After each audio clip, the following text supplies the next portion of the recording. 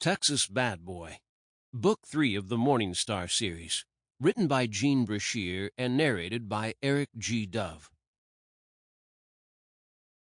Chapter 1. Present Day. Devlin Marlowe entered the ballroom late, pausing at the entrance to survey the crush of people. Houston glitterati had turned out in force. If the women assembled had merely donated the price of their designer gowns and gleaming jewels, no auction would be needed to raise funds. He could afford the price of admission now, thanks to a series of shrewd investments, but beneath his skin he still didn't belong with these people. He might own his own tux, but inside him still lived the boy who'd barely escaped going on welfare.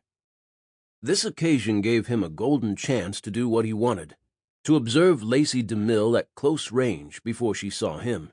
And he wanted that, he realized. Wanted time to assess her in the flesh. Wanted to see if there was anything left of the beautiful young girl he had wanted so badly to choose him.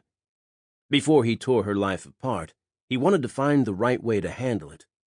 He owed it to the Gallaghers. They had become more than clients. They were friends he didn't want to see hurt.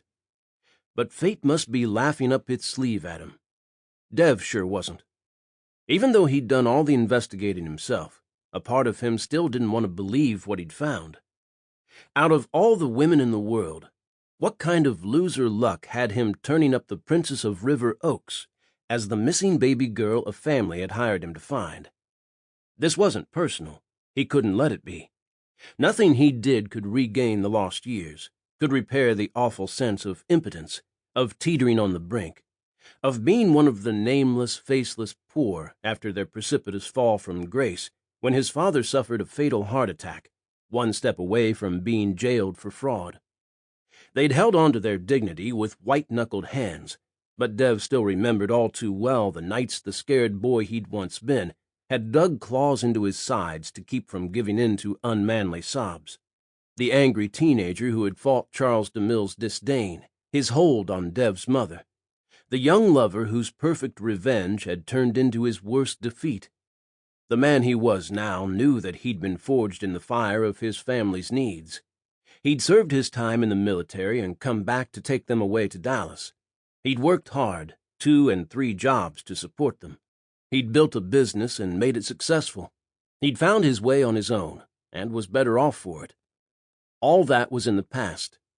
This was a job, a special duty for valued friends, reuniting a woman with siblings she didn't know she had. He would do it as cleanly as possible, and then go to the next case. Lacey's adoption had been done by less than legal means, and covered up in a way only money and power could manage. Charles DeMille had plenty of both.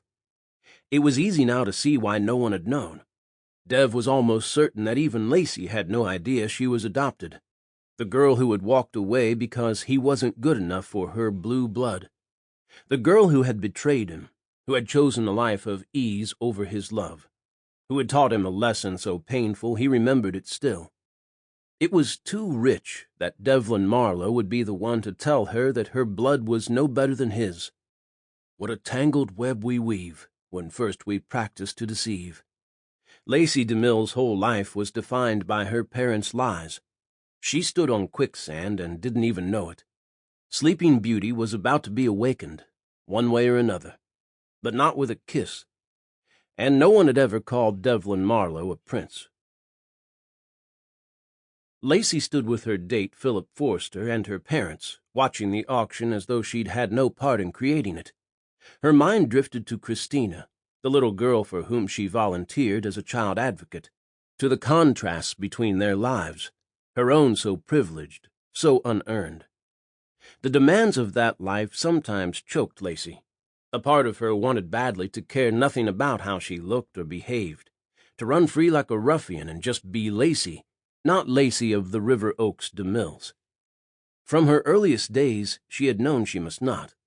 Never said aloud, nonetheless she had always known that she was held to a higher standard, that she had to be very careful not to slip. But though she sometimes chafed at the propriety required, she loved her parents deeply and knew they loved her. It was bedrock. She was a DeMille. "Agnes is pleased with your handling of the gala." Sample complete. Ready to continue?